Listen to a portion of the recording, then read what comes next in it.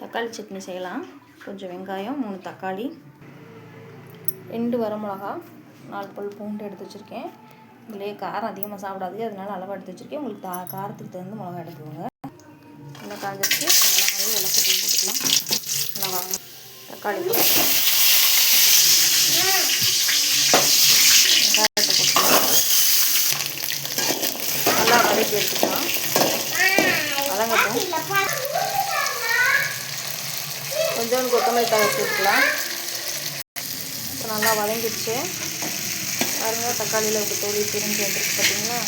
நல்லா வதங்கிடுச்சு. வெங்காயம் நல்லா வதங்கிடுச்சு. இப்போ நம்ம மிக்ஸி ஜாருக்கு மாற்றி அரைச்சி எடுத்துக்கலாம். அரைச்சி எடுத்தாச்சு. இப்போ இதை தாளித்து எடுத்துக்கலாம். ஒரு கிண்ணத்துக்கு மாற்றிட்டு தாளித்து எடுத்துக்கலாம். இந்த அரைக்கிறதுக்கு முன்னாடி உப்பு சேர்க்கணும், மறந்துடாதீங்க. எல்லாம் காஞ்சிடுச்சு, கடுகு போட்டாச்சு. இப்போ எடுத்துக்கலாம். சட்னியில் நம்ம மாற்றிக்கலாம். தாளித்து போட்டாச்சு. இப்போ சட்னி ரெடி ஆயிடுச்சு.